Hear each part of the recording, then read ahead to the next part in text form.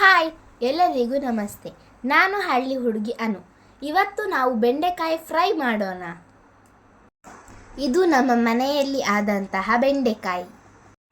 ಮನೆಯಲ್ಲಿ ಬೆಳೆಸಿದಂಥ ತರಕಾರಿಗಳಿಗೆ ನಾವು ಯಾವುದೇ ಕೆಮಿಕಲ್ ಫರ್ಟಿಲೈಸರ್ಸ್ ಹಾಕುವುದಿಲ್ಲ ಅಲ್ವಾ, ಹಾಗಾಗಿ ಅದು ಆರೋಗ್ಯಕರವಾಗಿರ್ತದೆ.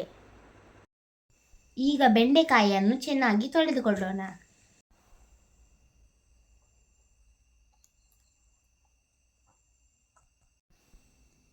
ಈಗ ಒಂದು ಡ್ರೈ ಬಟ್ಟೆಯನ್ನು ತೆಗೆದುಕೊಂಡು ಬೆಂಡೆಕಾಯಿಯನ್ನು ಒರೆಸೋಣ. ಅದರಲ್ಲಿ ಯಾವುದೇ ನೀರಿನ ಅಂಶ ಇರಬಾರದು. ಈಗ ಬೆಂಡೆಕಾಯಿಯನ್ನು ಸಣ್ಣ ಸಣ್ಣ ಪೀಸ್ ಮಾಡೋಣ. ಅದಕ್ಕೆ ಕಾರ್ನ್ಫ್ಲೋರ್ 2 ಚಮಚ, ಅಕ್ಕಿ ಹಿಟ್ಟು 2 ಚಮಚ, ಕಡಲೆ ಹಿಟ್ಟು 2 ಚಮಚ, ಮೆಣಸಿನ ಪುಡಿ 1 ಚಮಚ, ರುಚಿಗೆ ತಕ್ಕಷ್ಟು ಉಪ್ಪು ಸೇರಿಸಿ ಚೆನ್ನಾಗಿ ಮಿಕ್ಸ್ ಮಾಡಿಕೊಳ್ಳಿ.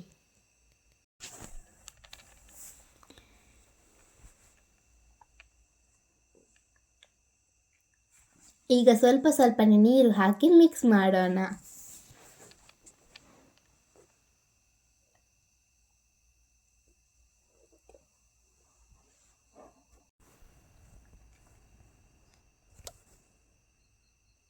ಎಣ್ಣೆ ಕಾದಿದೆ.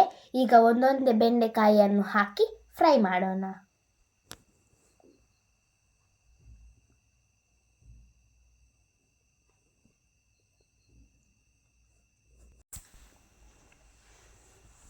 ಬೆಂಡೆಕಾಯಿ ಫ್ರೈ ಈಗ ರೆಡಿ.